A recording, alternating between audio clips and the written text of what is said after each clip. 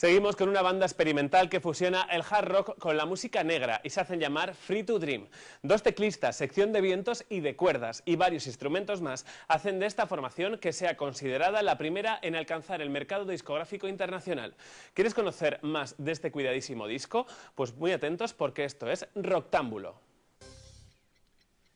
Hasta que me llamaron para cerrar la entrevista con Free to Dream, yo no sabía ni de su existencia, pero el éxito de esta banda no solo existe o sucede en nuestro país, sino que también han vendido tanto DVDs como discos en países como Japón, países europeos y en América.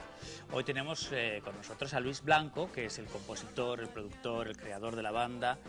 Y antes de nada, Luis, yo no tenía ni idea de vuestra existencia. ¿Cuándo surgís, cómo surgís y cómo se van dando todos esos pasos? Tú empieza y luego yo te voy cortando.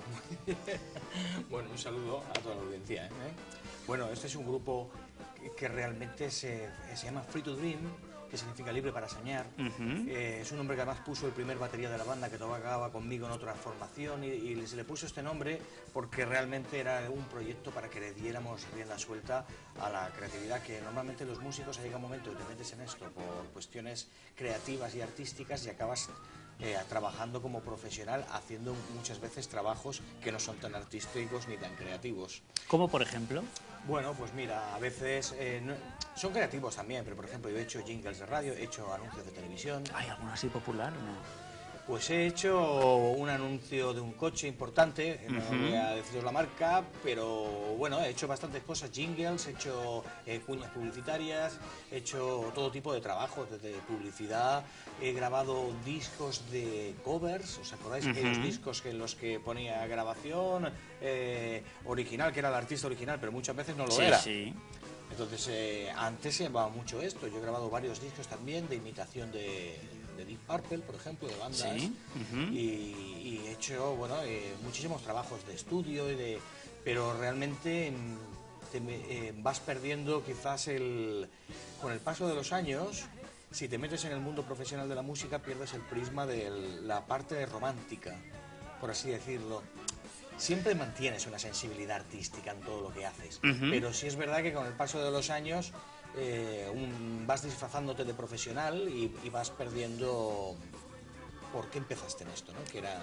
Pero cuando haces un jingle de algo que no te gusta, pero dices, no, quieren que vaya por aquí. Siempre te gusta, ¿eh? Lo que pasa es que llega un momento que te metes entras tanto en el mundo profesional de las producciones de grabaciones que te olvidas de hacer la música que a ti te gusta, porque eso pasa ya a un último plano. Bueno, pero no te has olvidado. No. Porque sigues haciéndola. Sí, claro. Por lo tanto, este es un claro ejemplo, ¿no? Sí, entonces, bueno, es el grupo que sirve para esto, para hacer esta parte, y este es el tercer disco que está en el mercado, que se puede comprar. Hay otros que son discos más, por ejemplo, se ha publicado ahora el Life in Riga, en la capital de Letonia, pero este no tiene una distribución oficial como por ejemplo tiene este, que se está vendiendo en todo el mundo y que está hecho en analógico, con bobinas de 2 pulgadas. Y que viene aquí Sí, en vinilo. Lleva en vinilo, es decir, sí, es la parte romántica. La parte romántica. La parte romántica. Que no quieres perder, que no y que de quieres alguna manera perder. dices, bueno, exacto. tú supongo que serás de los que sigues teniendo plato en tu casa. Hombre, que claro, sigues sí. Los discos de vinilo que te compraste en su momento, y no sé si te sigues comprando, porque sí, sabes me sigo que comprando hay cosas que mucho, me sigo comprando mucho, y tanto que sí, y ahora todo, por ejemplo, discos clásicos del sello Impulse se están reeditando todos y en ediciones además especiales, y realmente es un soporte que, bueno, por el mismo precio prácticamente tienes un cuadro sonoro. Es que no acabo de contarlo. El disco de vinilo, viene el CD que viene aquí dentro, lo que pasa es que yo lo tengo en mi Discman, se lo comentaba según empezamos a grabar, porque yo soy todavía de los de Discman, también tengo un iPod, pero bueno. Viene este cómic, muy curioso, Roctámbulo, el viaje de un soñador, y ya de paso quiero que me hables de él ahora que lo estamos viendo en imagen. Pues sí, bueno, cuidado que se cae, ¿eh? Efectivamente.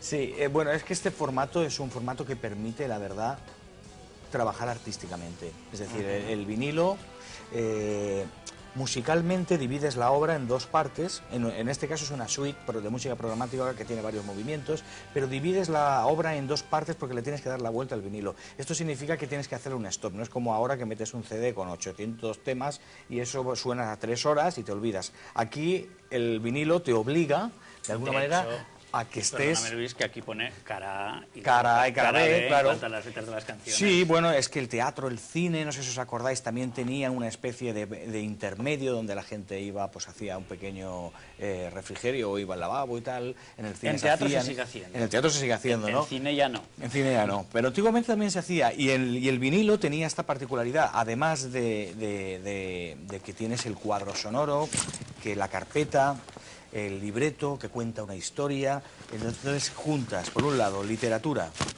música, cuadro, fotografía, imagen, dibujo, imaginación, filosofía que se desprende de la historia, reflexión que te queda cuando te has leído la historia y has escuchado el disco. Todo esto sin tener en cuenta el proceso que ha habido para la producción, ¿no? Hacerlo también en analógico, de forma que no puedes editar y si lo haces tienes que hacerlo con tijeras. Puedes editar si vuelcas a digital, pero ya son mezclas y sistemas híbridos que se hacen hoy en día. Y que la duración... la duración no está limitada. Efectivamente, no es la misma de un CD. Exacto, está limitado Dura a... 50 minutos en este caso. Sí, ha sido lo máximo que se podía hacer en vinilo, lo máximo, porque aparte de los movimientos hay unos interludios, que son la música que conecta un movimiento con otro.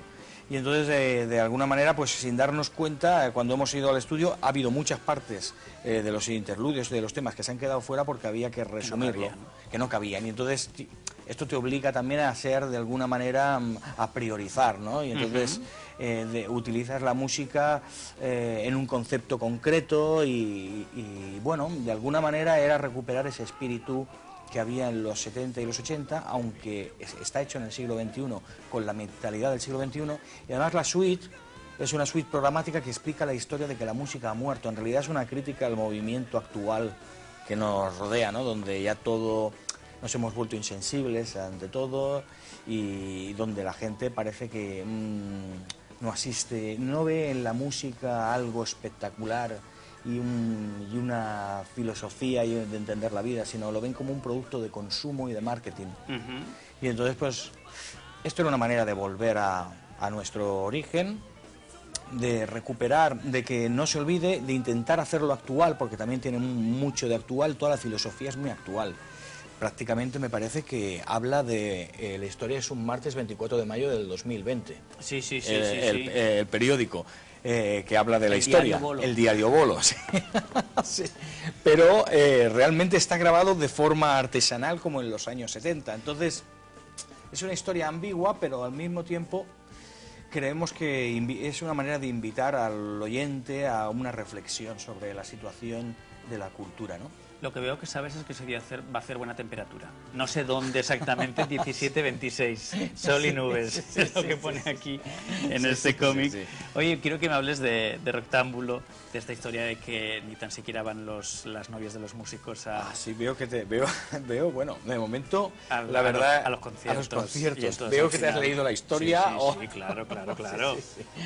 Sí, bueno, es la realidad en la que ahora nos encontramos, de los músicos, los chicos de ahora, a pesar de tener muchísimas más posibilidades de hacer música más fácilmente y de tener la tecnología de su lado, ha provocado también que los chicos de ahora lo tengan muchísimo más difícil en el fondo, creo yo. Es decir, yo estoy a medio camino entre la generación anterior a la mía y los chicos que se empiezan ahora en la música. Yo tengo ahora 42 años, entonces... recuerdo cuando se empezaba, los años finales de los 70 y principios de los 80 y toda la movida que había entonces, ¿no? ¿Hay tus grupos favoritos? ¿Era Barón Rojo? Bueno, Barón Rojo ya es un... Barón Rojo era, hombre, la verdad es que Barón Rojo, principios de los 80 aquí en España, cuando salieron con aquellos discos, la verdad es que era la versión más dura del rock en España y todos nos sentíamos un poco identificados con ellos. ¿Eras de Leño, de Obús, de...? He tenido la suerte además de conocerlos luego a todos ellos, o sea, realmente, y son gente que está... A ver, aquí lo que podríamos hacer también, y que también hacemos aquí en el disco un poco, también es hacer crítica de que, por ejemplo, hace un rato mientras estaba esperando para hacer la entrevista, estaba sentado viendo las noticias que salían por la televisión, entonces salía, bueno, que en el festival que se va a hacer en los próximos días, por aquí en Bilbao, pues venía Fangoria, Julio Iglesias...